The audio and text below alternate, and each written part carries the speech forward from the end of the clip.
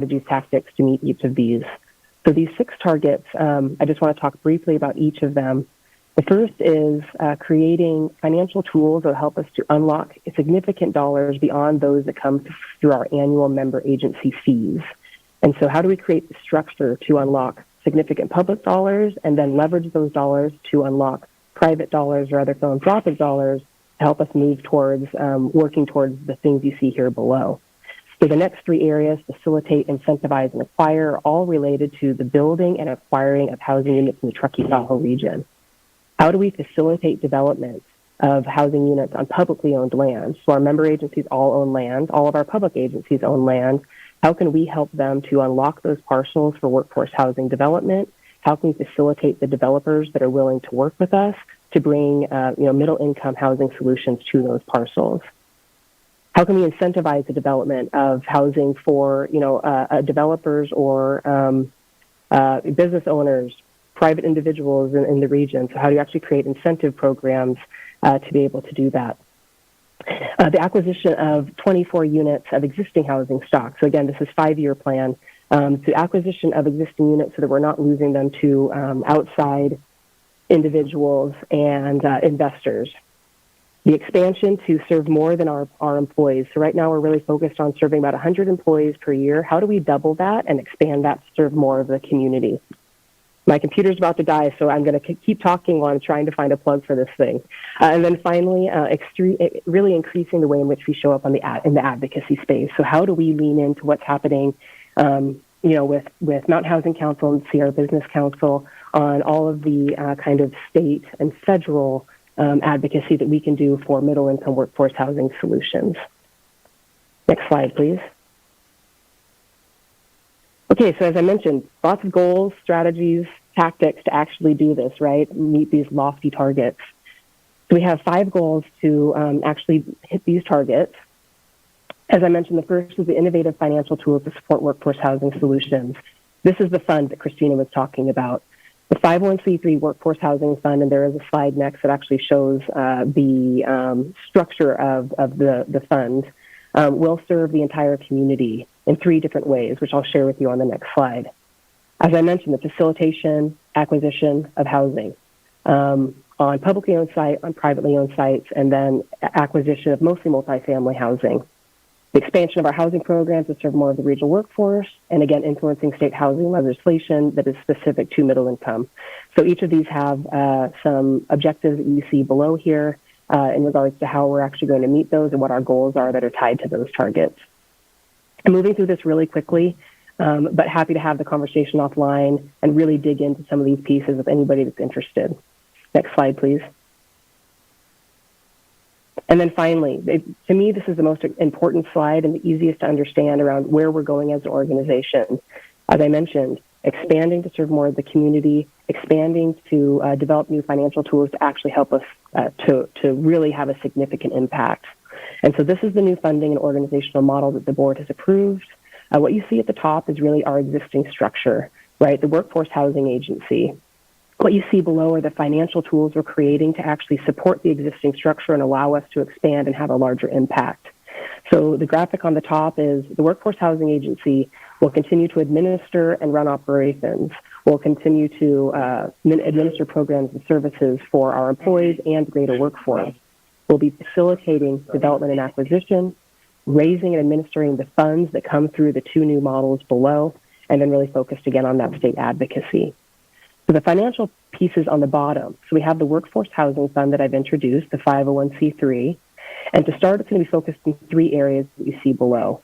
Regional program, a revolving loan fund that developers can access to bring housing to the region that actually serves the needs of our region, our middle-income workforce, and an acquisition of existing housing so that we can make sure that we're able to maintain in perpetuity the housing for our local workforce.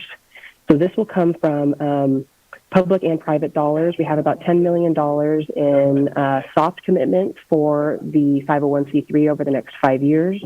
We're hoping that $10 million will help us to leverage private dollars and other public or philanthropic dollars to really build a fund that is significant and can make a big impact.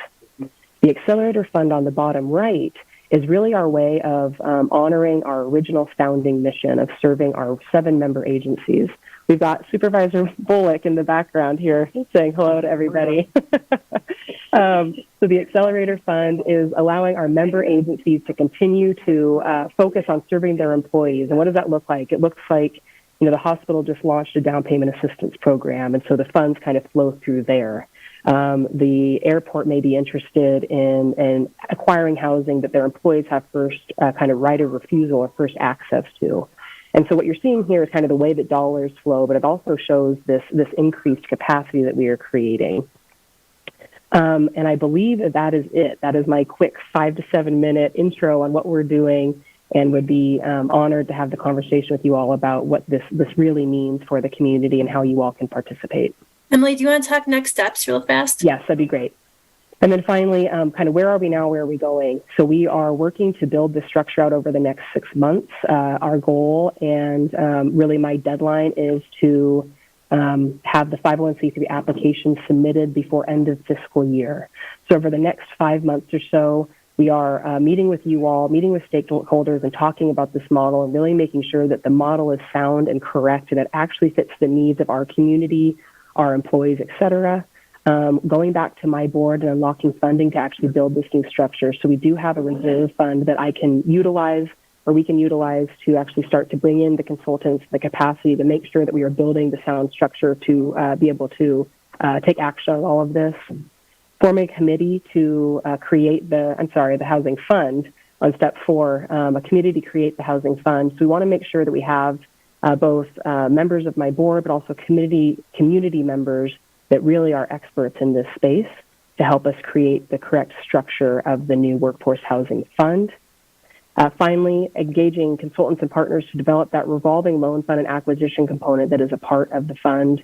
And again, as I mentioned, 501c3 application submission, which will include all of the guidelines of all of these first few steps, along with a new board, new bylaws, articles of incorporation, all of that good stuff by end of fiscal year 2023. And that is where we're at. Again, would love to have this conversation offline with you all, but this is a very exciting time for us. It's our public agencies recognizing that, our member agencies recognizing that to serve their employees, they need to serve the greater community, and we're just very excited about this strategic shift. Thank you all.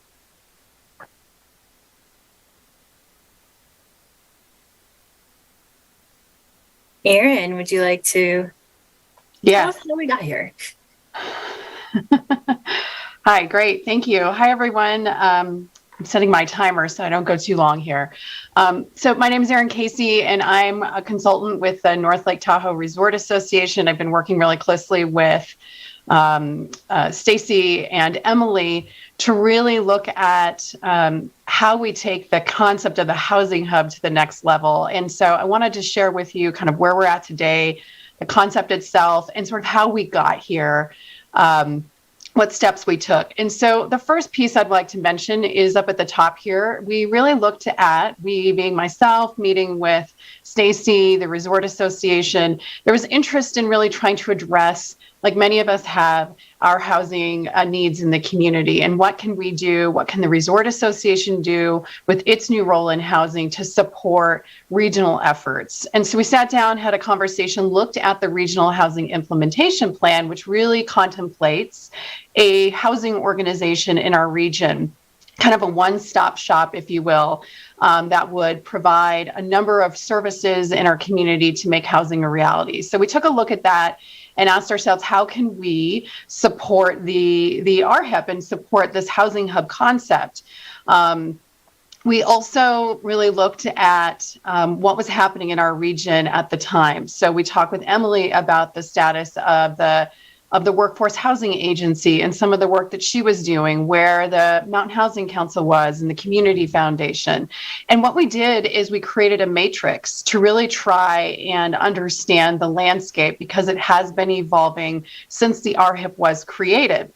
And this really helped us, or informed, I should say, what the housing hub in terms of its concept at this point looks like. And so that's what I'm going to go over with you here in the next few minutes. Next slide, please.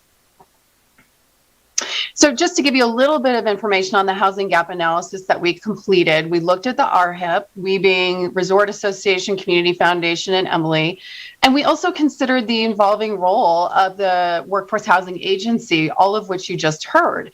And in order to really understand what the needs would be once the organization, the Workforce Housing Agency, sort of evolved and expanded, we developed a grid to identify, it included identified housing needs and organizations in our region filling those needs. Within that document, though, there were some gaps that still existed, even with the expansion of the Workforce Housing Agency. And that included things like advocacy, policy advocacy to be specific, assistance for project proponents, so really working with individuals that want to bring a project forward to our land use agencies, really being a supporter of agencies that are looking to achieve workforce housing goals. So what Jennifer said earlier about really working closely with their regional jurisdictions resonated, and that was something we identified as a need in our community. And the hub, as it's conceptualized, really addresses those gaps that we identified collectively. Next slide, please. So this is the Housing Hub in terms of the services that are included at this point in time. And I'm going to go over them very quickly. Up at the top left-hand side in the red circle, you'll see it focuses on providing land use and pre-entitlement support. So really working with a project proponent.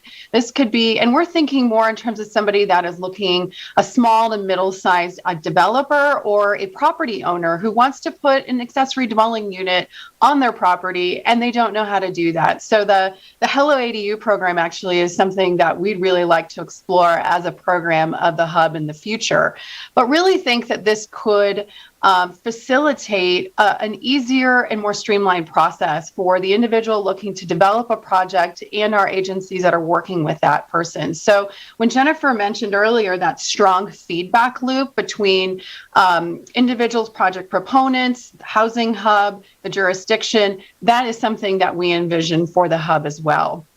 On the right-hand side up at the top under the orange circle, promoting housing programs and projects. So this is really focused on policy advocacy. So making sure that policies and code in our region facilitate and are supportive of developing housing and not an impediment or a challenge for somebody who's really interested in making workforce housing available to our community.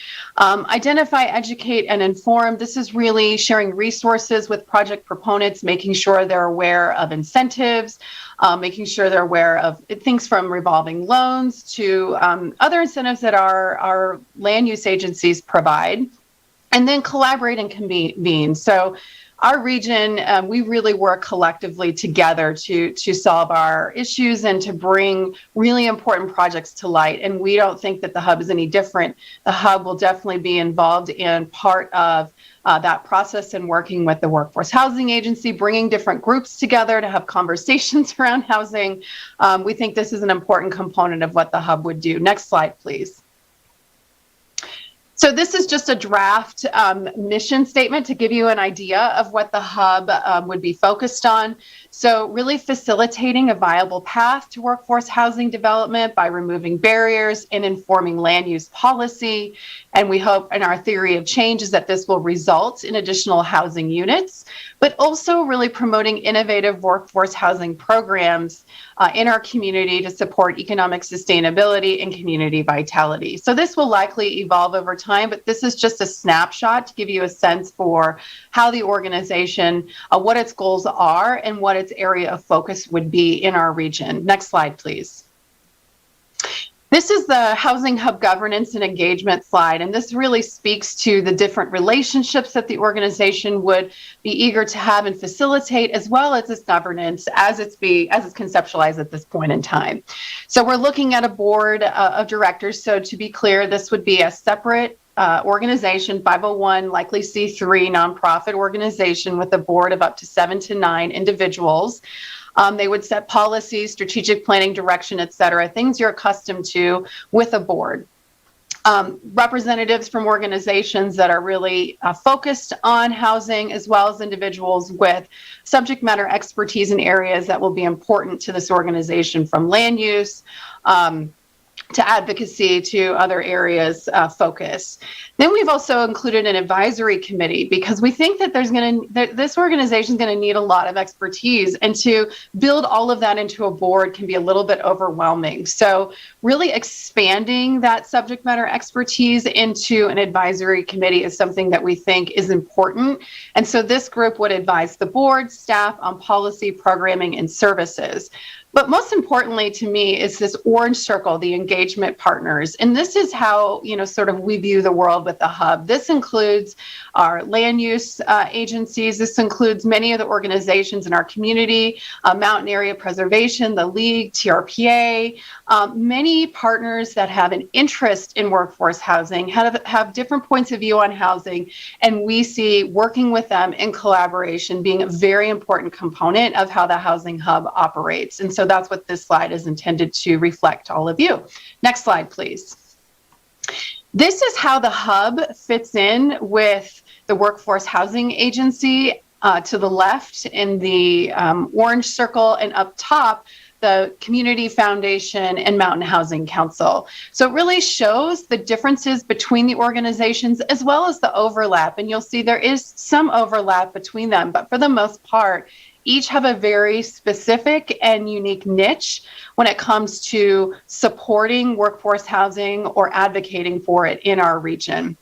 I'm running out of time, so I'm not going to spend much time on this slide, but happy to go over it with any of you in more detail outside of this meeting. Next slide, please.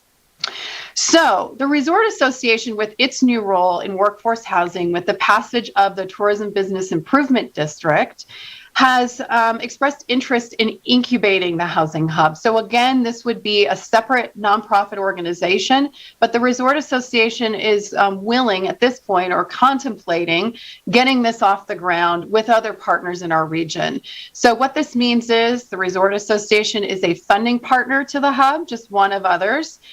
Could provide office space and administrative support, would likely have a seat on the board, guidance and leadership support, legal guidance, et cetera. And so I wanted to share this with all of you. Again, we have talked with the board of the Resort Association about that. There's been no action taken at this point in time, but something we're exploring to get the hub up and off the ground sooner rather than later, because there is already demand in our community for services that the hub would provide.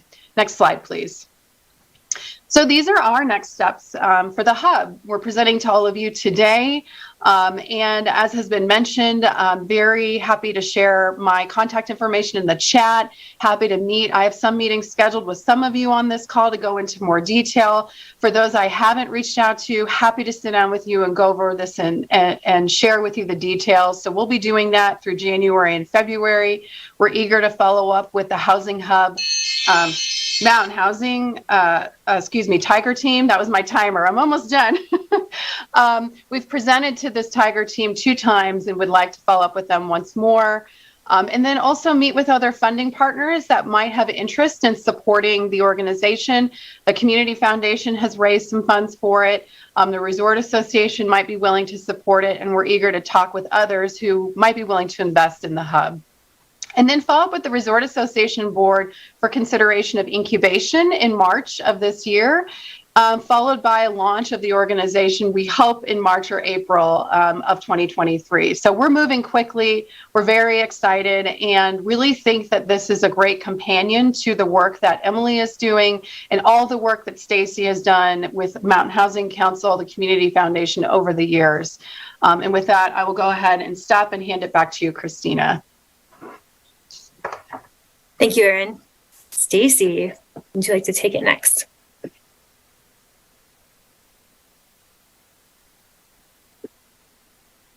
Stacy, you're on mute. Oh, thank you, Allison. Wonderful. If you could advance that slide, that'd be wonderful. You got it. So as we have been working through this concept, it has the roots in the whole 2.0 of Mountain Housing Council, which we'll discuss a little bit later after the break, but is really all about implementation. And if you recall, those fuzzy years when we were all virtual 100% of the time, a group of us, including Sierra Business Council, went to work on the Regional Housing Implementation Plan. and really conceptualized what this housing hub would be and where there are gaps. We presented it, it was adopted, and then we formed a Tiger team to work on this concept. And meanwhile, the JPA was really doing very similar kind of conversations of like, what is our, now that we're here, what is our highest and best calling to this work? And so they've been at the table along with the other partners, really thinking about how do we build an ecosystem of solutions, if you will. And so, one of the big questions we often get is why not one organization, especially when coming from the nonprofit sector, that the care and feeding and the launching of nonprofits, it's a big energy and resource push for a community of our size. But I hope that you are starting to see the nuances and the thinking of the different stakeholder groups and the areas of impact and expertise that needs to get developed in order for us to be successful at this work. And so next slide, please. Another question that comes to our mind is really, how do we build a robust housing strategy that leverages and expands capacities across our jurisdictions? So we know that our jurisdictions, are kind of in the front seat on most of this work. They're the land use planners. They work with policies and funding. They have a huge toolkit in this housing conversation. And yet, as so many other areas of impact, our region is unique in that we cross multiple jurisdictions, none of which are 100% focused in our region. So it makes our realities a little bit different than other areas of their jurisdictions that they serve. And so we know as a region that we have to keep focused on what works up here because it is so unique. We know we have to leverage across these different jurisdictions and these different players. And then, finally, we need to be able to kind of keep 100% focused on housing at times, no matter what the reality is beyond housing, whether it's catastrophic wildfires or a pandemic. We need 100% focused attention, because once we get through these emergencies and things that curveballs that come at our community, we still have the housing needs, and so that's another kind of consideration in this. And then I think finally thank you. How do we build resilient housing infrastructure that can withstand shifting community priorities? So I just spoke to that. Next slide, please. And then, of course, how do the jurisdictions leverage us as well? How do we create an infrastructure around housing within this region that our jurisdictions can navigate in a predictable way? They kind of know the strategy, they have the strategic plan, and we can align the conversations and the resources and strategies together. Next slide, please. And so I want to just kind of thank the team here, and Christina as well. And Scott is here, Scott Keith as well. This graphic really comes from a lot of different moments in time finally coming together. And so what you have on the left is the concept of the hub modified, updated, and really starting to become part of the North Lake Tahoe Resort Association, soon to be rebranded organization. Incubation focused on the developers on one side, and then you have the JPA Workforce Housing Agency and its new iteration into a fund and a C3 focused on the workforce side. What you'll recognize in the kind of center before you get to the orange center circle is the community capital. So community capital plays a role in both of these equations. For the developers, there's just not enough funding resources for that missing middle, that area beyond the affordable that gets the state tax credits and the federal grants. And so we as a community and with Mountain Housing Council have been building a community capital kind of group who comes together and really tries to align the resources we have as a community to focus on some of the housing solutions that don't necessarily fit in that area of affordable. And then you see on the workforce side, there it is, because you can see the Workforce Housing Agency plays a significant role. Their vision of $10 million, is significant. Inside of there is also the T-bid and the parcel tax. And then you've got Martis Fund, and you've got some of what TTCF has done. And so together, we're all really trying to support housing in a flexible, nimble way that really focuses on those solutions. You have the jurisdictions around this. This graphic could expand even more and include all of the players sitting at the table who've been informing this, including Contractors Association and NAP and Sierra Business Council. But we just, instead of having so much logo soup, we put Mountain Housing Council there because it holds y'all. But we then called out the 3 jurisdictions. So that's the graphic. Let's move to the next slide. We hope kind of makes it clear. And then we also really are looking at how these 2 really social enterprises focused on housing are aligning their work over the course of the next year and sooner. So I think that was my last slide. And I think we're at the point of opening it up for some questions.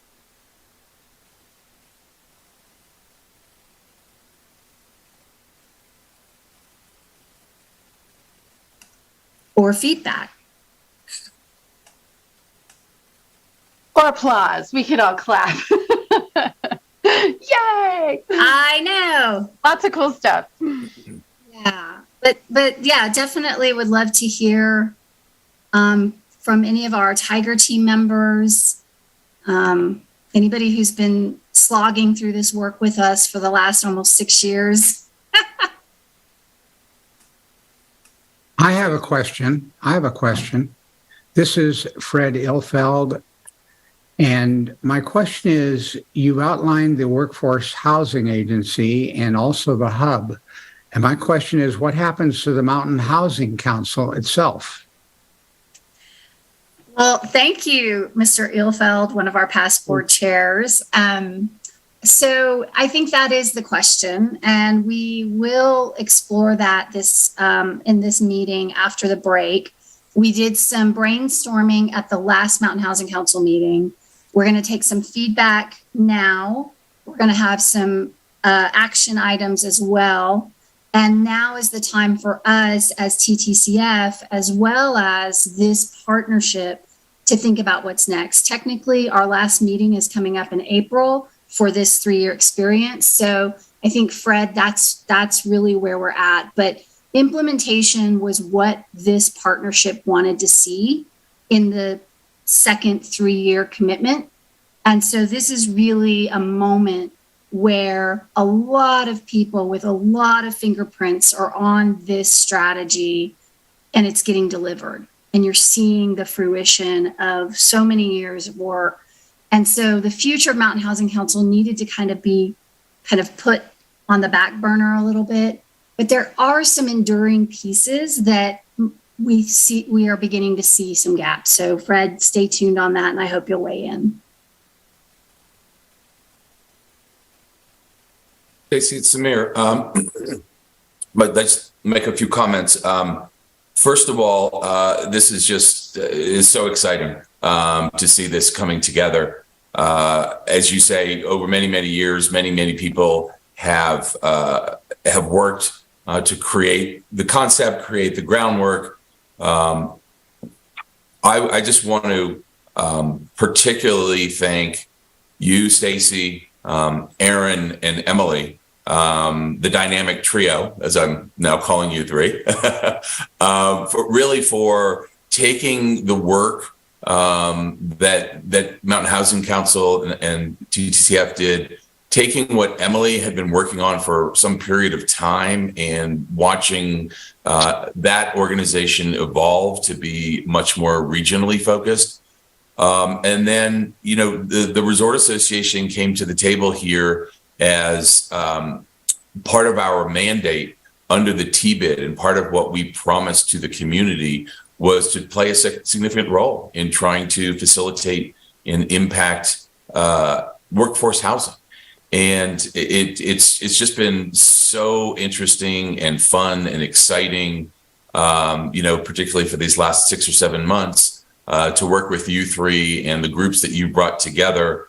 And I'm super jazzed. And it was very interesting to listen to the Hello ADU presentation this morning and just feel like, I think we're on the right track with some of this stuff. I mean, the issues and the challenges and what they've done to address those, it's much the same thinking that the three of you and the team have all put together. So just couldn't be more excited and happy to see this kind of on the edge of coming to fruition.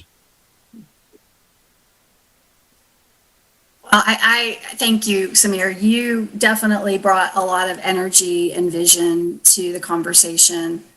I feel like as we all navigated so many other elements of what was happening in the community, there was a core group of people still focused on housing, and Emily and Aaron and so many others here have represented that. It's just amazing what we have done, I think, as a region.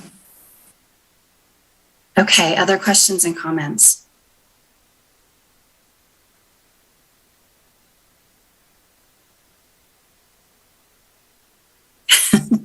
I will make a comment. I think that, go ahead. What?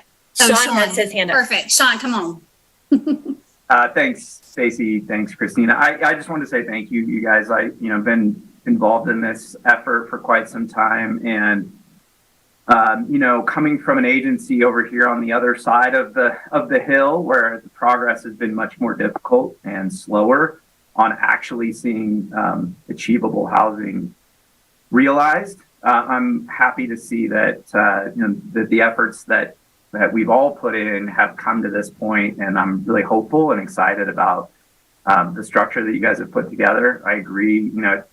The efforts of so many people have gone into this, but it wouldn't have continued if there weren't a few of you guys really keeping it going, and I really appreciate that.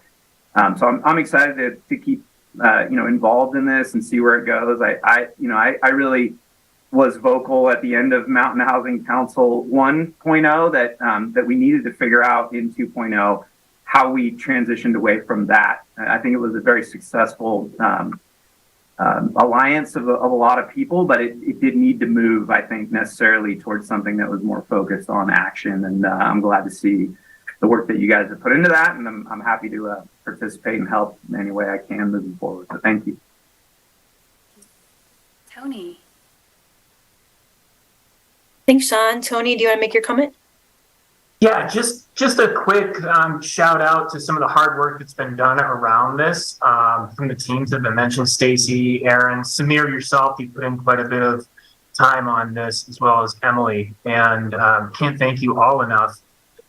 My quick comment around that is, I think this team has looked at the existing organizations, potential organizations, has done gap analysis built on programming that's existed, transforming that program to fill the gaps that they've identified, to really bring a potential product that's going to move the needle in our community, in our unique community across multiple jurisdictions, as we've indicated.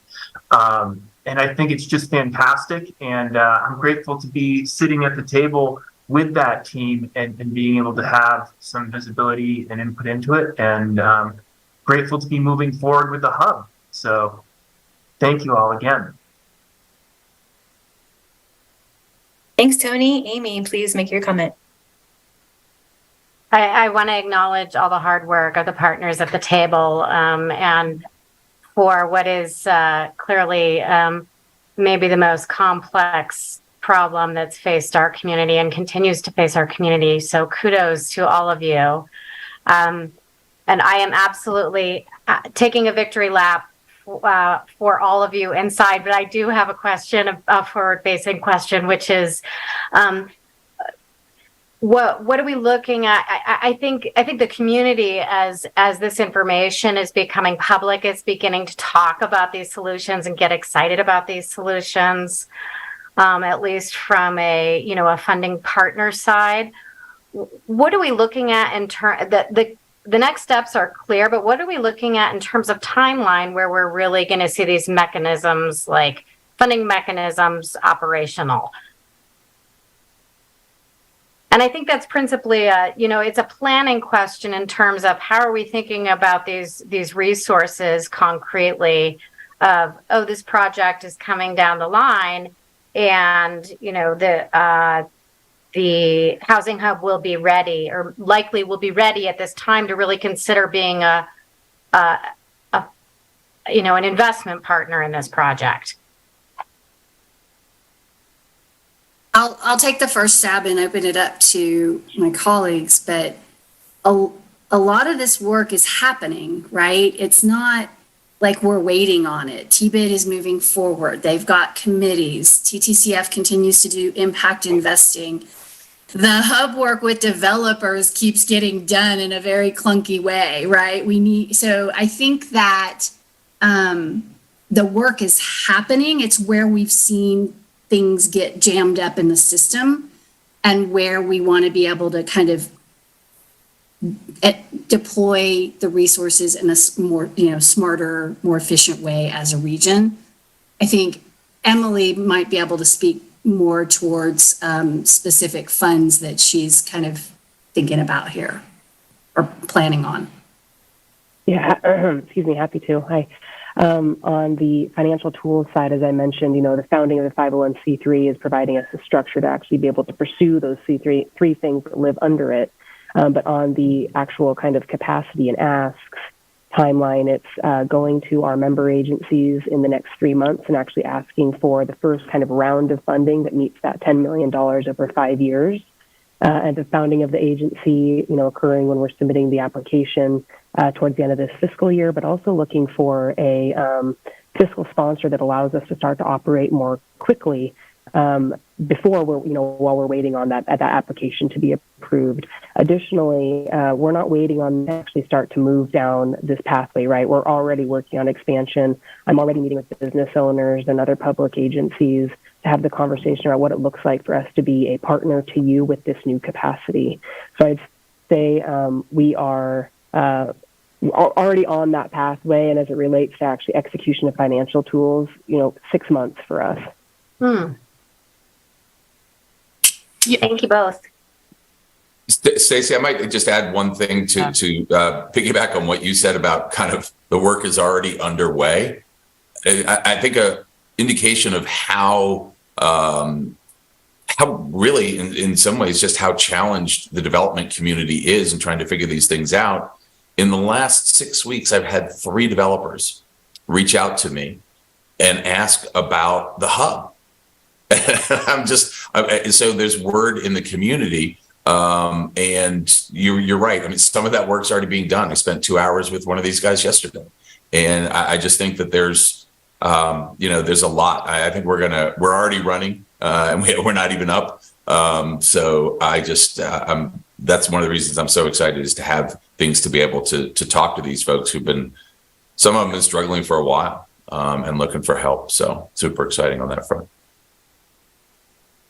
Christina, I'm going to do a quick time check. And first of all, just say, Emily, I know you have a big meeting to go to, and we're really glad that you made it to Grass Valley and could join us this morning.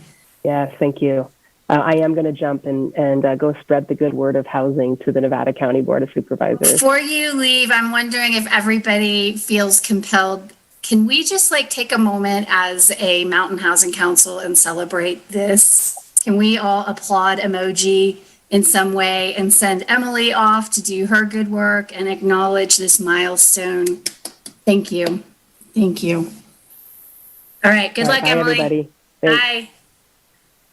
All right, Christina, I don't know if you want to keep taking questions or if you want to transition us. I'm handing it back to you.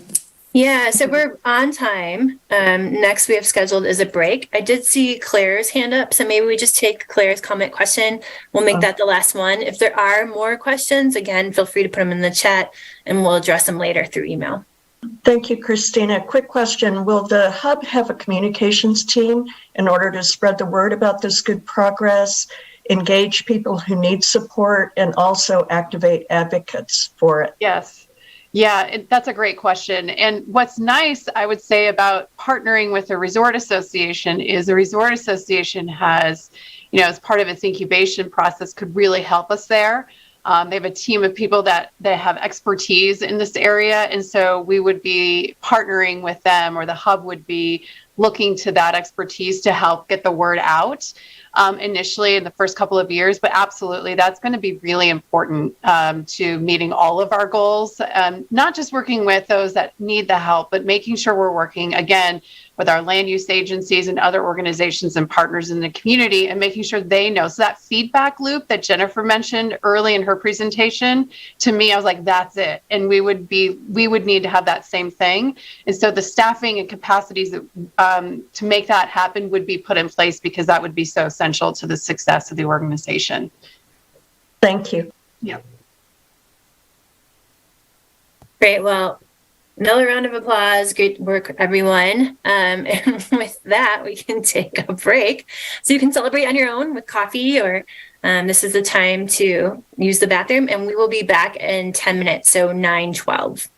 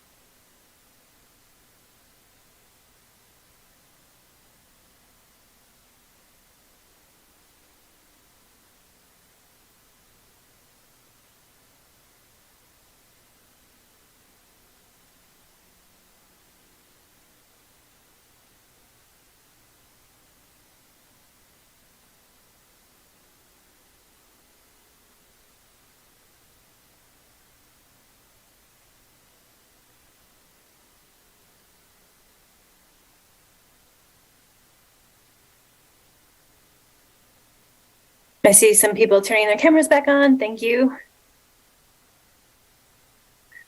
Good to see you again, Claire. Good to see you again, Cece.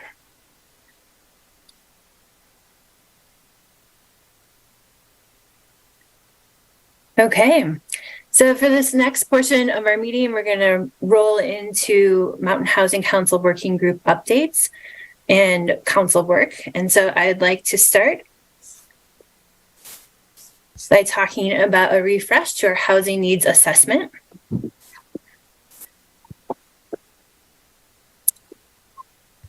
Sorry, I can't see you guys, and that I like to see you, so I'm just going to change my screen here. And maybe I can't. Okay, well, I will just imagine what you guys are looking like. The Mountain Housing Council is preparing to work on a refresh to the Regional Housing Needs Assessment. As a reminder, it's our ongoing commitment to measure and understand regional need and changes happening in the community. The first regional needs assessment was collected in 2016, and we refreshed it in 2021. And I also like to remind you that our achievable local housing definition is tied to the upper limit of a housing needs assessment to better reflect market forces and frequent changes in our area median income. And so in 2021, partners changed that definition to have the upper threshold be at 245 as reflected in our regional housing needs assessment refresh. So the assessment updates baseline data that we derived from the 2016 assessment that we hired Bay Area Economics, Bay, to do for us. And the updated needs assessment identifies 4 cohorts of need: resident workforce, which is working households already residing in our study area, but who have inadequate housing. And I'll talk about what that unmet need means. In commuting workforce, which are workers who are employed in our study area but live elsewhere. Seasonal workforce, so workers who work in our study area on a seasonal basis, and our homeless population, people who are living and potentially working in our study area without a safe, secure, or consistent place to live. For our study, unmet housing need was defined as households that are overburdened from a cost perspective, so paying too much for their housing, and we set that threshold at 30%, or occupy housing units that are overcrowded, and occupy units that do not have adequate plumbing or kitchen facilities. So that's called underhoused. We disaggregated this data by household income category, unit types, and by our jurisdictional regions, which were Placer County, Nevada County, and Truckee. And this year we hope to disaggregate the data by race. In addition, from pulling from publicly available data, we also pulled our community through a survey. We had 2 surveys, one that was an employee survey and one that was an employer survey, which brings me to our next steps. We hope to begin this needs assessment around March 1st by doing the publicly available data refresh and by also surveying the community again through an employer and employee community survey. So before March 1st, we'd like to update the survey.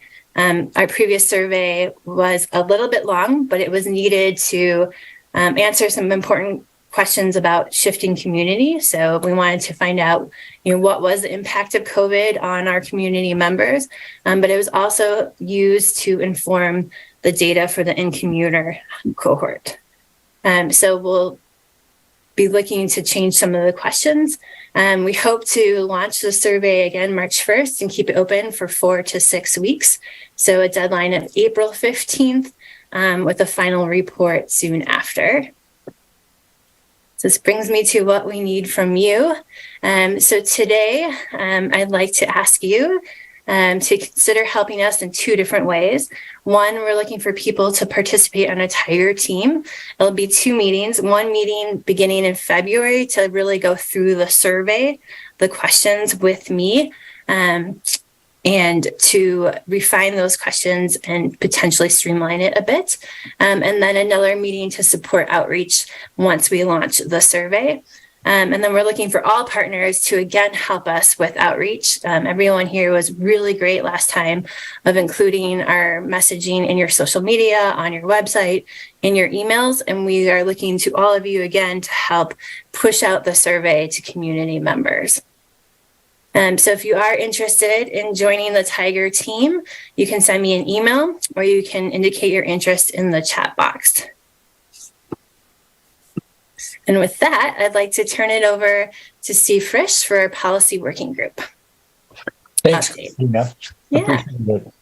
If I might just ask one question before we move on the Sure. survey, or rather on the update. When is the point in time survey for homelessness? Yeah, so it actually started, and we'll talk about this a little bit later in the update after you, the Supportive Housing and Homelessness Working Group update. But the count started yesterday, and it's a count of people where they slept on the night of January 25th. And so I won't steal Jasmine's talking points, but the Emergency Warming Center was open, and there was a communication plan that was put in place to begin the count yesterday, and it'll go for 10 days. Great. Thank you very much. Mm-hmm. So a quick update on the policy working group. We met about 10 days ago. I think it was about 10 days ago. For the first time this year, we've been focusing quite a bit on the 2023-24 budget. So I want to give you a little bit of a background on kind of the tone and tenor in the legislature this year, and then go on to our planning for meetings in the Capitol starting on February 8th. So as many of you know, the state is projecting a deficit in its budget this year. The governor's budget projected a $22.5 billion deficit, which of course necessitated cuts across a number of different areas of the state budget, and the housing funding was not immune from some of those cuts. You know, I think one of the interesting things is that the budget proposal was predicated on the assumption that the economy would be flat and or not performing very well this year. And indeed, for the last year, the state's revenues have been down. But there are some green shoots developing out there now. Unemployment is at historic lows. We had a 2.9% GDP growth. Revenues are actually starting to tick up a little bit at the state side in the last couple weeks. So I think there is some opportunity here for reconsideration of these cuts in the governor's May revised budget. So the housing funding took about a 12% cut, a total of $2.85 billion over the next 2 years projected in the budget. Many of those cuts are really slowing down the deployment of funding that was dedicated last year in the budget. So what they're doing is they're slowing down the spending of unencumbered funding in their programs in order to kind of account for that budget shortfall. And the programs that took the most significant cuts were the California Dream for All program, which was loans to help low and moderate first-time home buyers purchase homes. The Cal Home program, which provides local public agencies and nonprofits with grants to assist low and very low-income home owners to retain home ownership.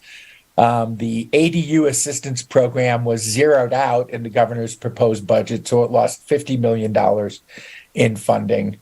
And then many of the other programs like AHSC, Infill Infrastructure Grant, and others are slated for kind of a slowdown in funding. Some of those funding pots were tied to what are known as trigger cuts. That is, that if certain things occur over the next 4 months, the funding could be restored in the budget. So it's going to really be dependent upon kind of performance of the economy. So there's a major debate going on in Sacramento right now about how much of the proposed cuts that the governor included in its budget should be backfilled by the rainy day fund. So, you may remember that California was relatively flush with funding the last 2 years, partly because of federal funding from ARPA and CARES Act and other things, and then also because we were running large budget surpluses. So there's, between the three different rainy day funds, there's almost $40 billion in savings that the state has built up over the last 2.5 to 3 years.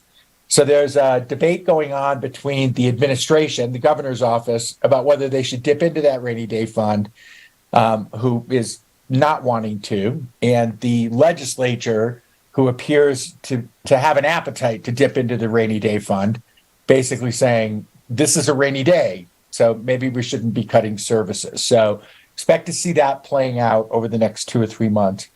Another kind of underlying dynamic in the Capitol has been that there's been a bit of a leadership struggle in the state assembly over who the next assembly speaker will be.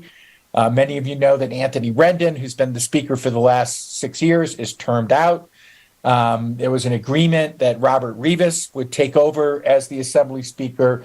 Rivas, by the way, is a pretty pro-housing legislator, born and raised in farm worker housing in the Salinas Valley. So, he could be a good ally in the long run. But that deal was cut, and what that meant was nobody had control over appointing committees until the deal was cut, right? So consequently, the Assembly Housing Committee wasn't named until last Thursday. So we literally just got kind of notification of who would be on the Assembly Housing Committee a week ago. So not a lot of legislation has been introduced on the Assembly side, and actually remarkably little has been introduced on the Senate side either, even though the Senate is pretty tame compared to the Assembly right now. Not a lot of legislation has been introduced yet, just because there isn't a kind of agreement between the Assembly and the Senate on what the approach should be. We expect to see that emerging over the next 2 weeks. We've been working on kind of doing outreach to new Assembly members. This is another underlying dynamic in the legislature everyone should keep in mind. Because of California's term limit law, which limits members of the Assembly or Senate or a combination of the two to 12 years in office. We saw a turnover of 30 members of the Assembly with the 2022 election. So we have a lot of new Assembly members who actually haven't been involved in these issues in the past. And we're anticipating that 2024 will see a turnover of another 40 members. So this 12-year term limit is kicking in really strongly in the next 2 cycles of elections. So we're going to see a lot of turnover, which means a lot of education necessary for those groups. So a lot of our focus has been getting to those first term, those beginning of the term members and getting agreements with them. So we've completed the update of our policy platform, or almost completed. We're probably going to be reformatting that for distribution when we do our Capitol Day visits on February 8th. So we've completed the policy platform. We've updated our ledge tracker and made that available to the policy working group, and would, of course, be happy to make that available to anybody. And we have updated and kind of refreshed our influencer list of all of the people we'll be seeking to either meet with or get information with in order to advocate on the policy side. And then finally, I would say the next big activity of the policy working group, and anyone else on this meeting who is interested in attending or assisting, will be Capitol Day legislative meetings scheduled for February 8th. Those meetings will be roughly a half an hour apiece. We're targeting the Assembly and the Senate Housing Committees, their chairs and members. We would be meeting in the new legislative swing space in Sacramento, doing meetings from roughly 10 to 3 p.m. And Christina is providing information for signing up for attending those meetings. Best case scenario would be we have 2 teams of at least 4 people each going to meet with the legislators, so we can maximize kind of the number of meetings we can do in a single day. So we're scheduling those meetings right now, and we'll have a schedule in advance of February 8th for participation. It would be really, really important to have somebody from each of the jurisdictions Like I would love to have someone from Placer County, someone from the town of Truckee, and someone from Nevada County.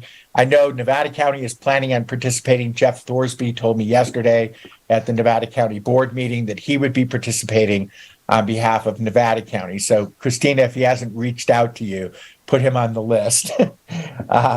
But super important to have a good showing for those meetings. So we're planning 2 meeting days. The first is February 8th, and then the second is March 16th.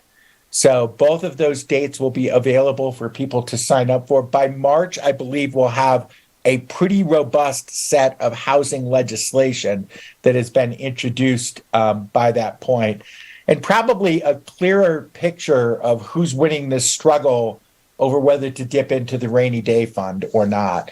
Like most of our focus in this meeting is going to be around the few pieces of legislation that have been introduced and advocating for restoring funding in that housing fund, or accelerating the things that were tied to the trigger cuts so that they get restored as quickly as possible. The one good piece of news in the budget is that the homelessness funding was really substantially left untouched, which is really good. So,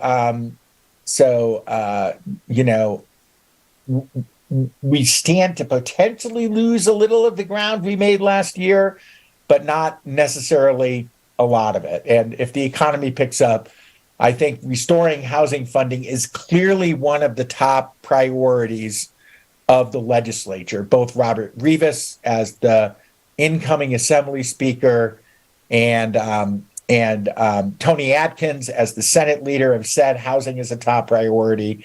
And we are hearing that the likely next Senate pro tem, Mark McGuire, is very interested in advancing housing objectives as well. So I think I'll let it go at that and open it to any questions if anyone has questions.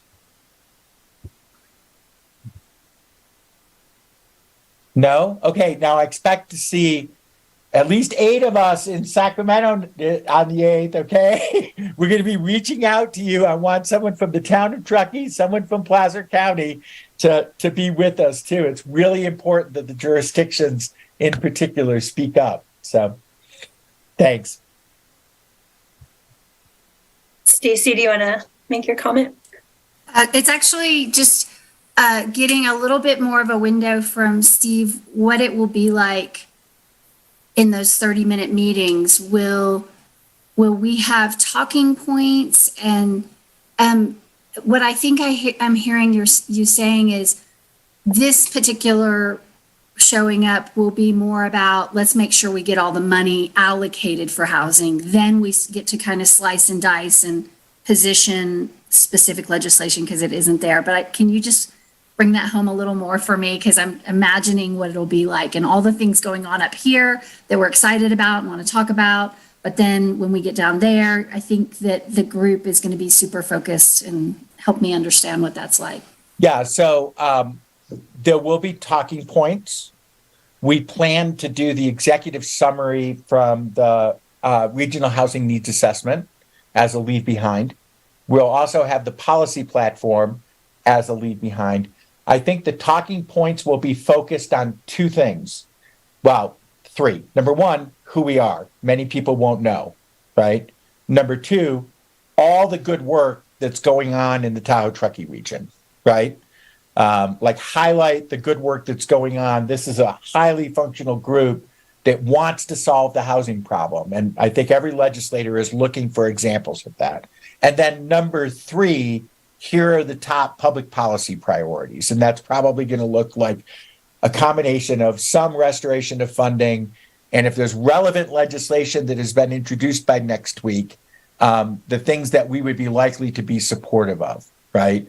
I think a much more focused individual bill kind of recommendation will come in March once more legislation has been introduced. But this one is almost introductory and kind of touting all the good work going on in the region. And then my last follow-up question to that is, are you looking, I hear you saying you want the jurisdictions there, and I think that they are key, and we know they also have lobbyists and their own policy agendas, so leveraging those are really important.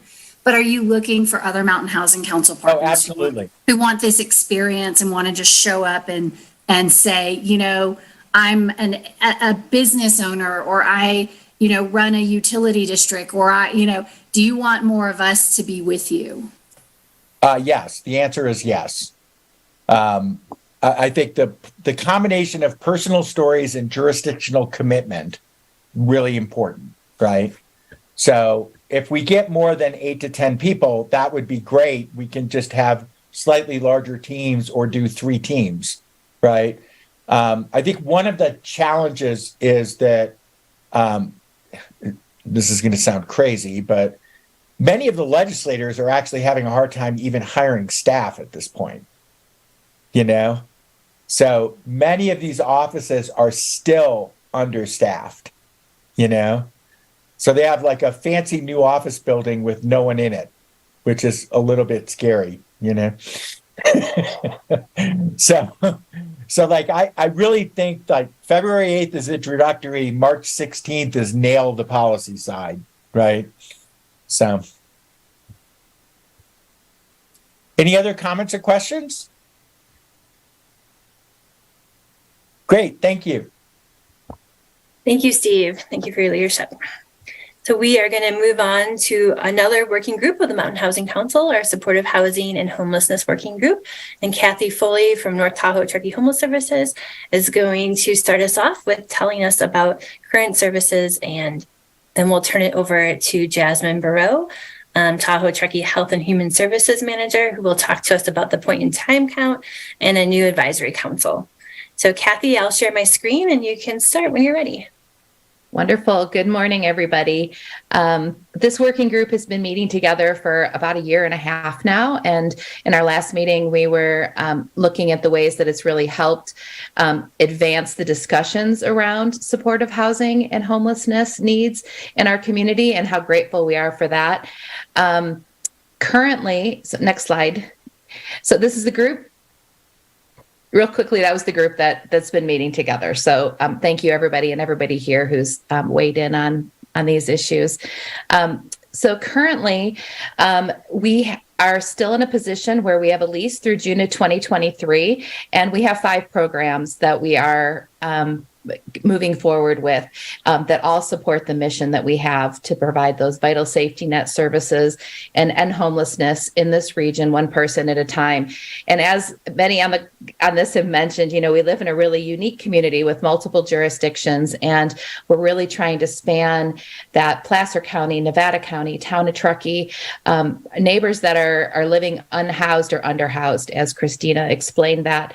And so we have the Emergency Warming Center, which is very busy right now with this cold winter that we're having. We have the Day Respite Center that provides a place for community and a meal and connecting to basic necessities, as well as case management.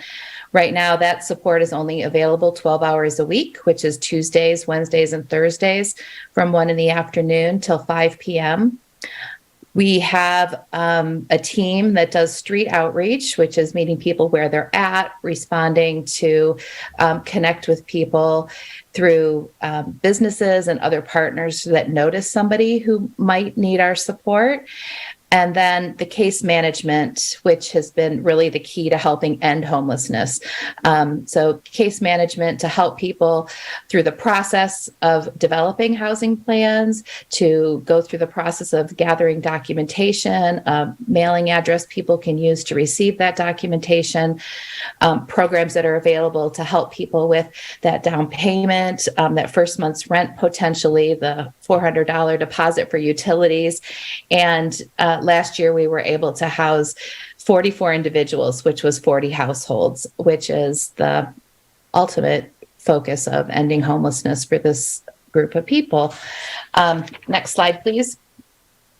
So with this winter, the way it's been and the fact that we've had sufficient staff, we were grateful to hire a staff member right before winter started.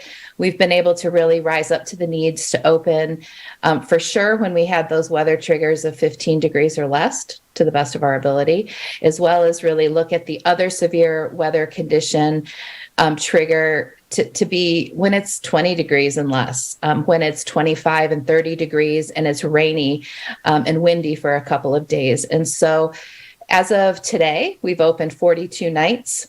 We've had 47 individual guests, 207 overnight stays, and 49 opportunities to open the space to someone who's shared dinner and a place to be before they potentially went back to their car or other place that they are sleeping.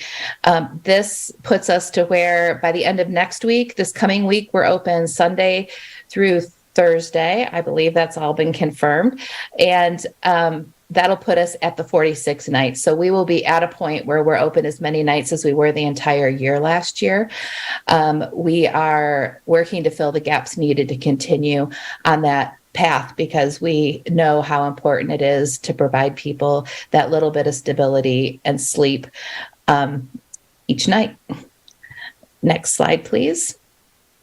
So our steps forward to get through this winter, providing those programs as well as really opening the emergency warming center whenever possible, is working on bridging the funding gaps that are available or that are in place. They were there before the winter got busy. And so we're working on that piece. If folks know of grant opportunities or want to have suggestions, please reach out to me. Another place is the volunteer opportunities. Every time that we open the warming center, we need 2 volunteers. We need someone to do the breakfast shift, which is from 7 to 9 in the morning, typically 7 to 8:30. And we need someone to do a dinner shift and come in and serve dinner. And that's between 6 and 8 each night. And then to keep the day center going, we have a need every time of 1 volunteer who's there from 1 until 5 that kind of helps serve the meals. There's other ways to be involved, whether it's in-kind donations, you're going through your closet and you find a couple warm jackets and you look in your garage and you have a 0-degree sleeping bag you haven't used in a while, or a 1-person tent because you don't want to sleep on the ground anymore. Those are all items that are really valuable to our neighbors that don't have a shelter of their own. And so at that link on this website, there's usually an updated list of the different things we're looking for. And so those are the pieces to getting through this winter and really to June. We're also in the process of addressing the lease expiration at the end of June of 2023. And if that lease could be expired, addressing the permitting needs that we would have in order to continue. And then on a really positive note, we have been able to have the energy to move forward with coming together with a homeless advisory committee that'll hopefully bridge the gap between all these multiple jurisdictions and people that have voiced support and see the benefits of filling some of these needs to define what a right size solution could be for this region moving forward. And so I'll hand it over to Jasmine to share more on that. Thank you. All right, so our Tahoe Truckee Homeless Advisory Committee. So I've said this before, and I think we all resonate with this statement that homeless services and homelessness touches everyone.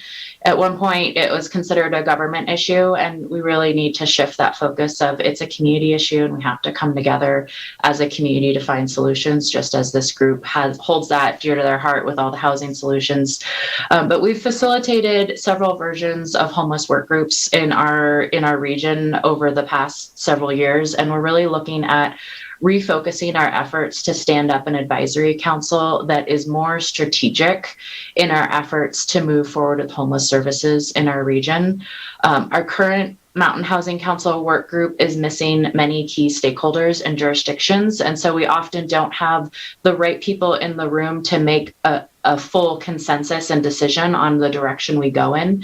And so we're really looking at the strategies and the goals of this group and looking strategically at the invite list to make sure we have every jurisdiction that can influence homeless services present at the table. We're in kind of late concept mode and still gathering feedback and working on gaining buy-in with all the jurisdictions and hoping to convene our first group this spring. Our goals will be, the focus groups will be to focus on political will and service alignment. What roles do each jurisdiction play in our local solutions? Looking at funding for how we're going to keep these services sustainable, capacity building, and community readiness.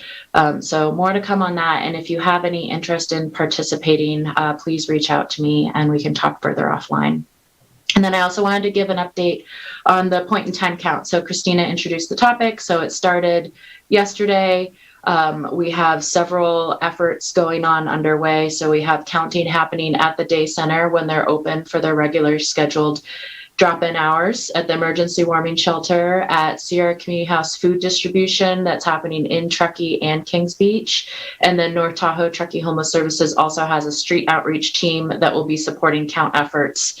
And then we have outreach flyers that were placed on the buses and in the libraries over in Placer County, because we're often undercounting because services are located in Truckee. That's usually a great hub to count a lot of people that are in Nevada County, but Placer County is a little trickier because sometimes those people don't come over to the lake. So we just tried an outreach strategy to try and engage those individuals that we may not have had contact with before.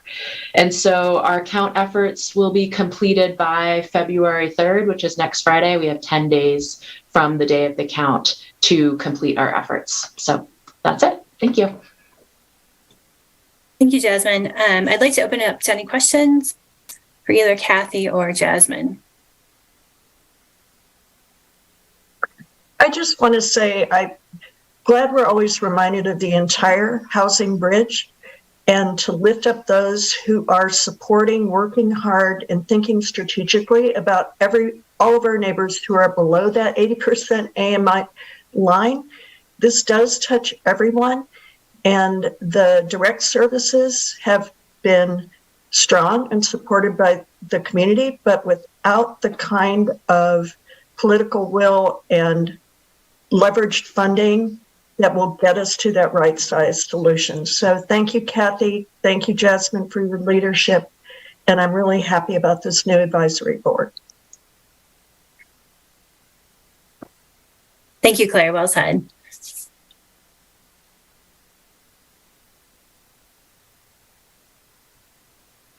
Okay. Well, thank you again for all the great work you guys are doing. I am also excited about the formation of the Advisory Council. I think it's an interesting format moving forward.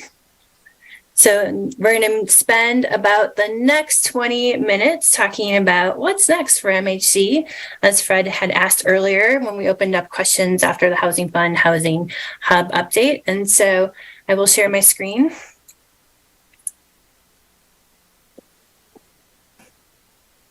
And I'd like to remind you guys of the formation and timeline for Mountain Housing Council. So as we were talking about the needs assessment earlier, community partners really came together in 2016, recognized a need for housing solutions in our region, and embarked on the Regional Housing Needs Assessment with BAE in 2016. Based on that assessment, we realized we needed a regional approach with all the stakeholders at the table.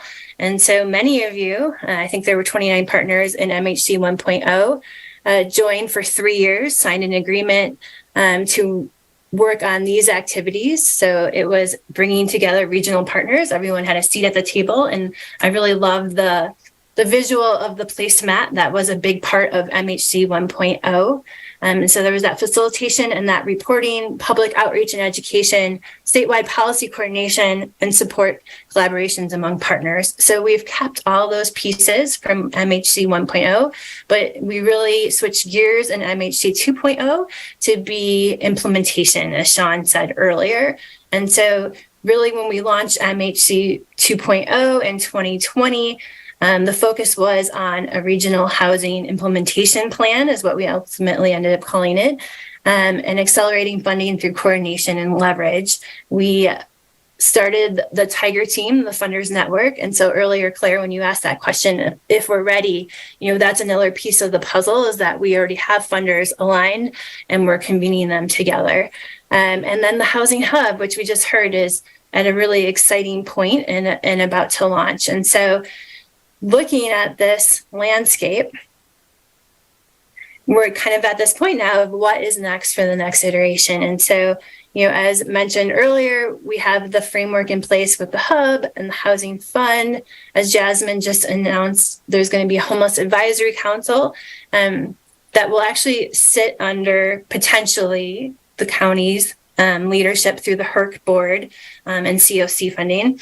And then we have Mountain Housing Council as a regional convener, state and federal advocacy data, and the Funders Network that I just talked about. And so now we'd like to have a large group conversation to really reflect on everything that we've heard today, all those buckets of capacity and still the ongoing need that we have in our region, and talk about what could potentially be next. And so this is your time to reflect on anything that you've heard and to offer any comments on what you think there could potentially still be gaps for, what you think is still needed in another iteration. And Stacey, please jump in here and share any thoughts that you have. And don't all raise your hands at once. Just kidding. Yeah, I mean, I don't think it's the only time to reflect on it, but I do think it's the time for partners among each other to talk about it. And the Community Foundation really wanted to lead this effort from behind. And so we always say we don't want to be in the front of the parade and nobody's following us. And so we really wanted Mountain Housing Council to be something that the partners felt was needed and necessary. As you guys know, the Community Foundation has a lot of other, things that we do, from grant making to scholarships, family strengthening. We focused on climate and forests. So housing is still very important. I don't think come June 1st, we're going to be like, well, that was good. Glad we did that. And, now that the housing problem is solved and everybody, but we do see that there are more regional capacities in place. I like to think that some of it is because of the, commitment we've all made to each other. I think also, Christina, we were talking about doing a survey as well. And that we want to ask the right questions in this moment. So even if you don't know how, the feedback you want to give in this moment, you might be like, well, I think you should ask this question to all the partners. We're just really open to that, because at some point I have to go back to the board of TTCF and say, Mountain Housing Council lives again in this way. Mountain Housing Council, is sunsetting. And all of that is okay. I think that, we never really wanted to institutionalize this in a way that would take away from the solutions that need to come together. So I'm going to stop talking. You're not going to hurt my feelings or anybody's here that represents the Community Foundation, but we would love some honest feedback. Sean, please go ahead. Jump in. I think, overall, I'm like I said, I'm really proud of the progress that this group has made, and I appreciate the efforts, Stacey, that you and the Community Foundation have made to help facilitate this and keep it going. I think a survey is a good idea of the participating members, especially the financial supporters of this effort. But I would suggest that before the survey is done, that the next steps or maybe the final steps of the Mountain Housing Council are the preparation of a kind of summary report of the progress and the achievements that the Mountain Housing Council has made, so that it's been a long time, so that before we start asking everybody what they can remember, because I can only remember what happened about an hour ago, that we remind everybody of the progress and achievements that were made. And so that I think that's a good way to wrap it up. And I would even suggest that if possible, that there are maybe an opportunity to do some presentations to some of those funding agencies on the results and how they're financial participation, board member participation, all of that was really useful.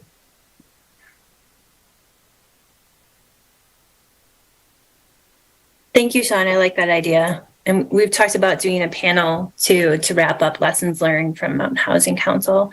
And so we'd look to partners to be on that panel as well.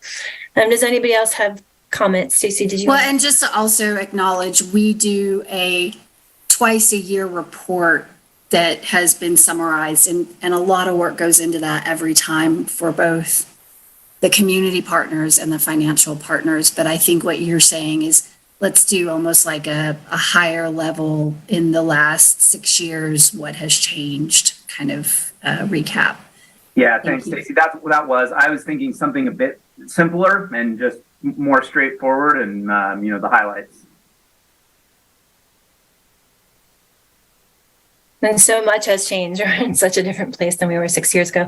Bill, please go ahead.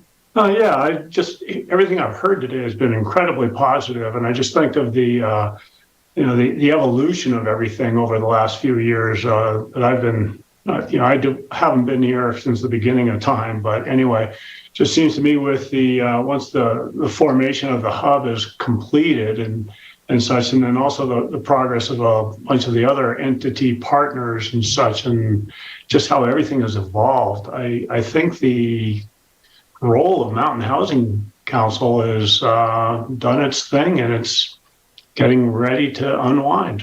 I think that's wonderful.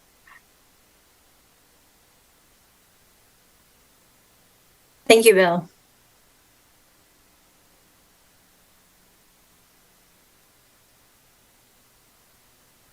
I would say too, along with how Mountain Housing Council has changed and all the progress made, a look at how the region has evolved in terms of housing, to give some of that context, because not everyone has lived here for that span of time, but in my eyes, it has been a dramatic moving picture that the solutions are trying to address.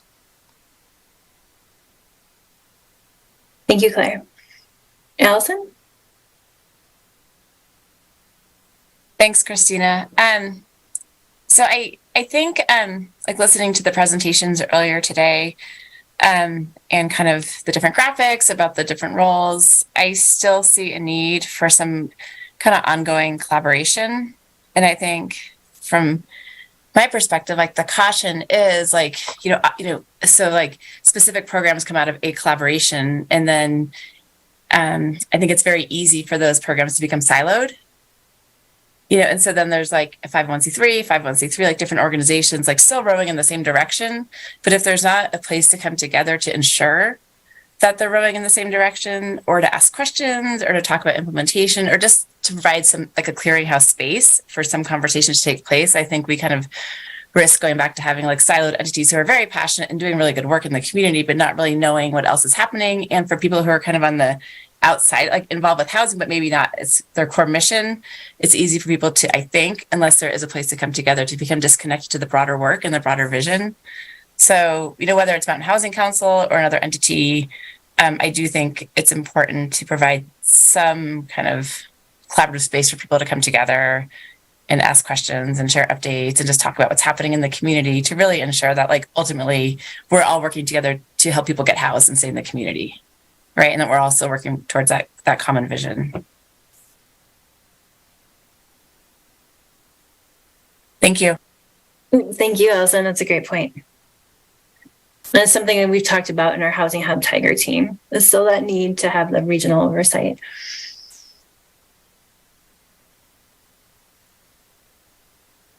Anybody else like to comment? Okay, well, we're running right on time. So with that, we can transition to partner updates. And thank you for that feedback. As Stacey said, we do plan to send a survey out to representatives of our partner agencies. And so we'll take that feedback into consideration when we form the questions. Thanks, Heidi. So with partner updates, I'm just going to make a really quick update on behalf of Nevada County. As we heard earlier, they're having their housing workshop today. It's been a busy week for their Board of Supervisors. They've been in meetings all day, I think every day this week. And so they asked for me to pass along these updates. And so the first one is the Board of Supervisors is considering capital contributions to both East and West County Housing Trust Fund. And that is through the JPA and is why Emily is down there. Hobart Mills is coming along. They're developing a draft site plan for the United States Forest Service submission, and they hope to have this completed by February 15th. Tomorrow, Supervisor Bullock, and I wonder if tomorrow means today. Sorry, I'm not sure what day he meant for that. But he has met or is meeting with the railroad developers to discuss the project. And they are doing ADA support material for Nevada County CDA department, which will assist owners to fast track ADAs. And I think he maybe means ADUs there is my guess. So those are updates from Nevada County. And then with that, I'd like to turn it over to Tony. As Stacy said, they are doing a name update and rebranding. And so he just has a few slides that he's going to share with us, and then we'll open it up to the rest of the partners. Thanks so much, Christina. Give me a second to share screen here. Can everyone see that screen okay? Just give me a quick nod of the head. Yes. Okay, great. Well, thanks for the time. I appreciate it. And I've got my my stopwatch going, so we'll try to keep this on track. Here today to introduce our new brand here as we move from the North Lake Tahoe Resort Association to the North Tahoe Community Alliance. We're really excited to make this transition. And from the perspective of who we are in our past and how we got here, the North Lake Tahoe Resort Association has been around from one perspective or another, starting with the Chamber of Commerce going as far back as 65 years ago. Some major pivotal points in transition for the organization. In 1996, the Chamber of Commerce joined with the Convention Visitors Bureau Authority to form the NLTRA through an agreement with Placer County funded by TOT funds. In this capacity, they became the destination marketing organization for the region, and also made recommendations to the Placer County Board of Supervisors regarding the investment of the 2% transient occupancy tax, which funds the tourism master plan improvements associated with our community, which are upgrades in infrastructure that allow for improvements that support both our tourism-based economy and our quality of life here in Eastern Placer County. Until 2021, we kind of kept that same business model as the destination marketing organization. In 2021, as many of you know, the Tourism Business Improvement District, or TBID, was formed and approved through an agreement with Placer County and membership vote. And it really started the significant shift in two things for the NLTRA. One is a shift in purpose, and two is a shift in funding mechanism. So the funding mechanism now, formally, we were funded by TOT funds through an agreement with Placer County. The TBID allows us to be funded through assessments in our TBID district. And the funds that formally funded the Resort Association, the TOT funds, now come back to the area in an agreement with Placer County, our 5-year agreement, to fund workforce housing and transportation initiatives, programs, and projects through our TOT committee. That is kind of the real highlight of the change of the funding mechanisms. Additionally, our other committees are our TBID advisory, our TBID Zone 1 committees. They'll have the ability to grant out TBID district funding as well. Additionally, we co-convene the Capital Advisory Projects, or CAP committee, with Placer County, which also can grant out to tourism master plan initiatives, as well as with recent addition of Measure A ballot language, workforce housing, transportation, and tourism impact mitigation areas.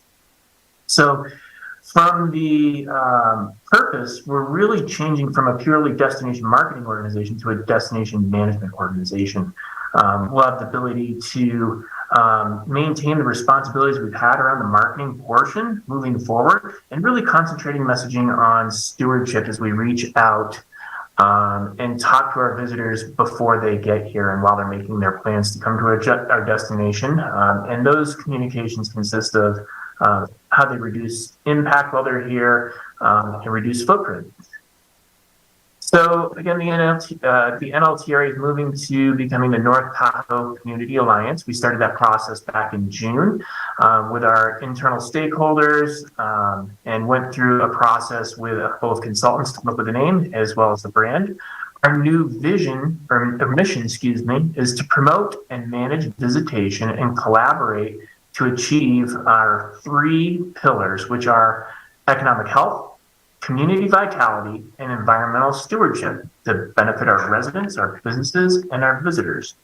There is a short video here that I'm not going to play for this group, but I will put it in the chat when I'm done. That way, if you elect to, you're more than welcome to check it out. It'll give you a little bit more information on us.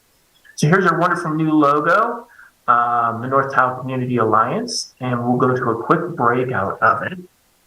And as you look at the logo itself, there's some symbolism of the landscape around us, including the mountains. You can see the peaks in the shield icon itself, as well as in the A. And then also you can see the waves kind of rolling through the watermark of both the icon and the letters that represent North Tahoe Community Alliance. And additionally, the North Tahoe Community Alliance is kind of shaded differently, NT and CA, with kind of a duplicate meaning of North Tahoe, California. That's my alarm going off, so I'm going to try to move this forward really quickly. And just let you know what we do now. We are focused on promoting responsible travel during off-peak seasons, stewardship education, and collaborating with regional stakeholders to identify and implement solutions to issues that impact our residents, businesses, and visitors. We also seek out to advocate for local transit, workforce housing, visitor services, and tourism impact mitigation projects. We do that by providing local governance, transparently managing and distributing TBID funds back into the local community through our 4 committees. We also guide the investment of transient occupancy tax dollars through those committees and advocate to state and county government on the needs of the tourism industry, supporting our local business community. Additionally, as mentioned, we develop compelling promotional messaging and programming that shapes our visitor base and influences how people engage with our destination and drives the desired economic and behavioral impact. This is a quick shot of our 4 committees, their responsibilities.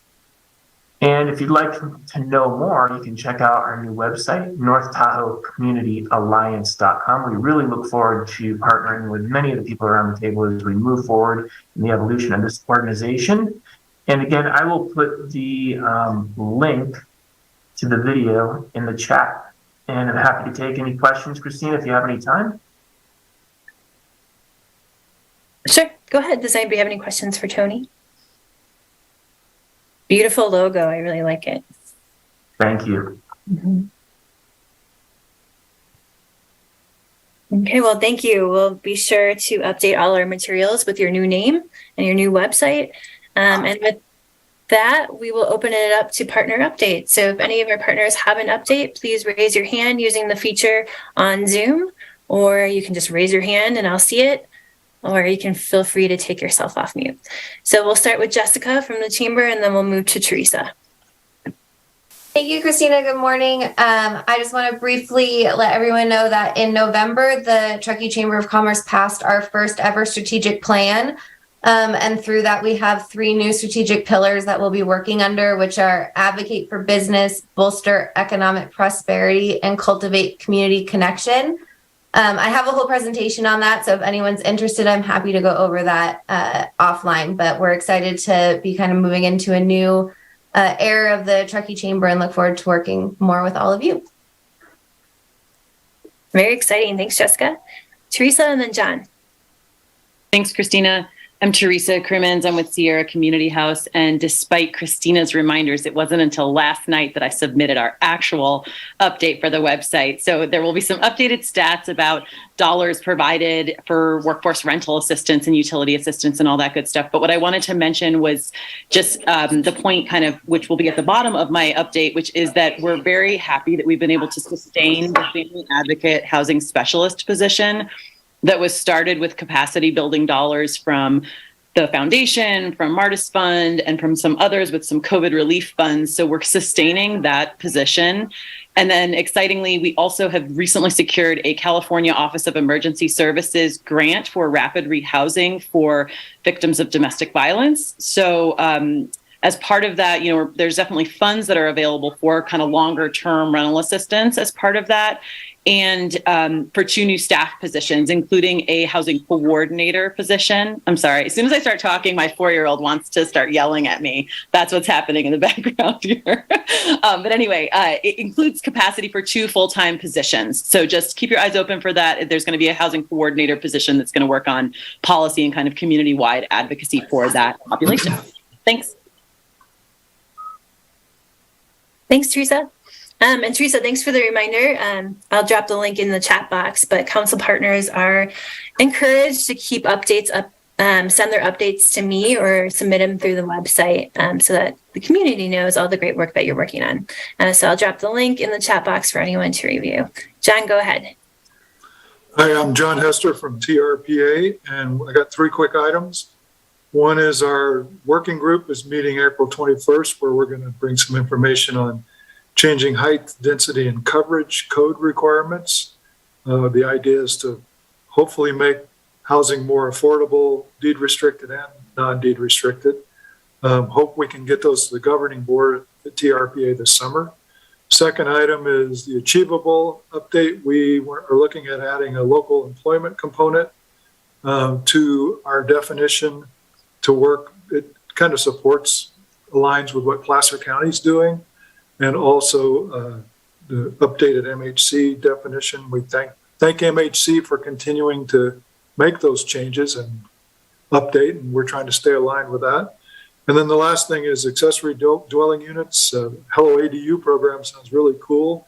We have changed our codes to match the California law for the California side of the basin, and allows local governments and TRPA to issue permits consecutively. We've issued in 2022 17 permits for ADUs. 8 of them are in Placer County. 6 were deed restricted and 2 weren't. And we hear all about Placer County's ADU help desk being a really great resource for folks who want to build ADUs. So that's the update from TRPA.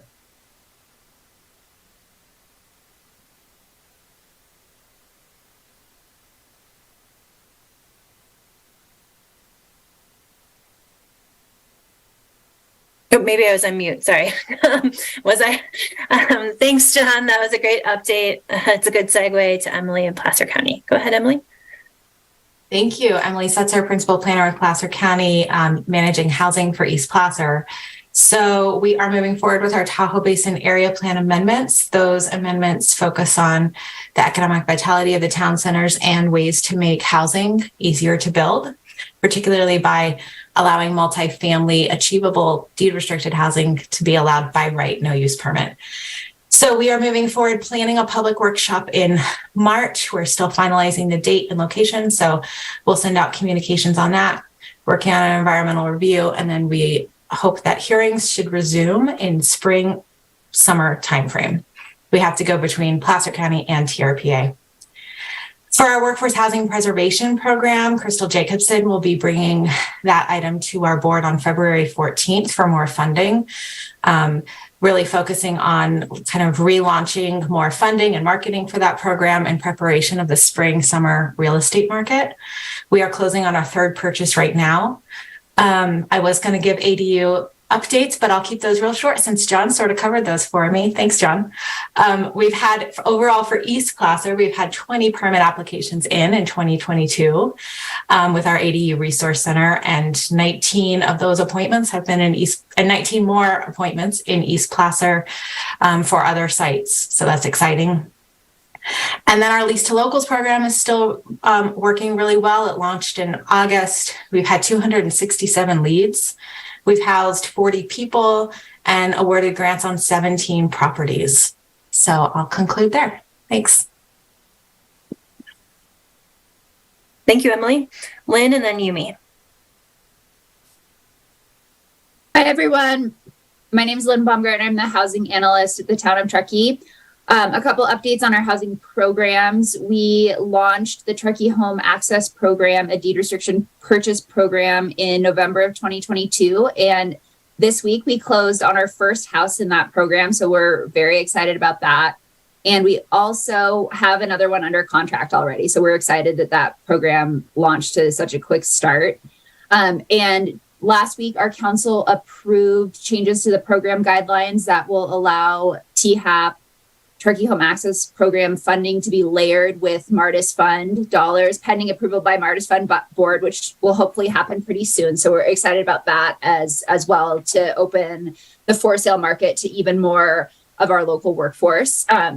Our Lease to Locals program is also still going strong. We hit a couple months ago, since the last update, we hit over 100 houses in the program. I think we're at 115 right now, with over 200 people housed, which is super exciting. And then we have finally just have a new housing program that our council approved the framework for the program in January, and we will be bringing the guidelines in an RFP to council in February. And that is the short-term rental workforce housing token pilot program, which is similar to the Truckee Home Access Program in that it's a deed restriction program.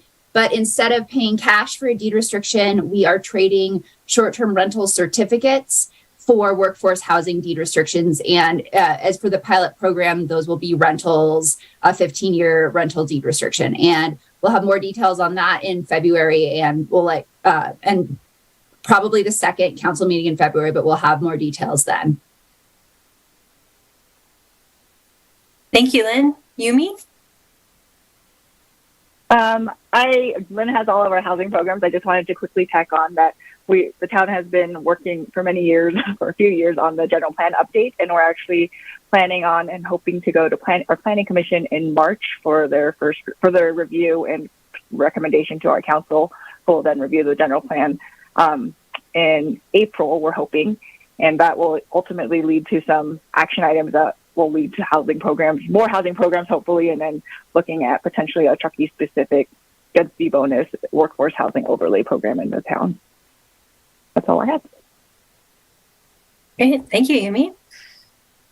Are there any other updates?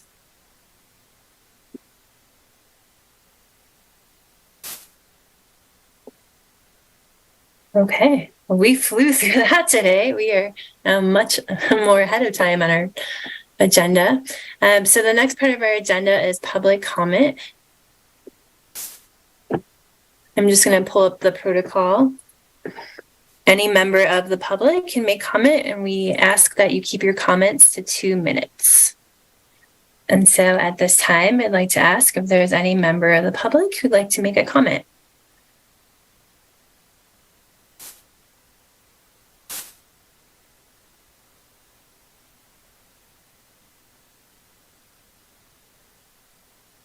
All right, well, then I would like to open it up to anyone for any other comment by partners. And if there's not, then we can adjourn very early today.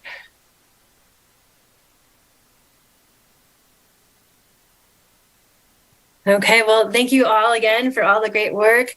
We will make these slides available on our website. I did drop in the link in the chat box so you can review them later. The meeting recording will be available on Tahoe Truckee Media's site fairly soon after this meeting, and then we'll make it available on Mountain Housing Council's site, probably early next week. And we'll also put the summary there, and we will mail that out or email that out to partners. And thanks for all of you who have said, yes, I'll come to Capitol Day and I will participate on the Tiger team. We definitely appreciate it. And if you are still considering it, there's still time. Just send me an email. Okay. Thank you, everyone. Enjoy the rest of your day and your weekend. Thanks, Christina. Thanks. See you all. Thanks, Christina.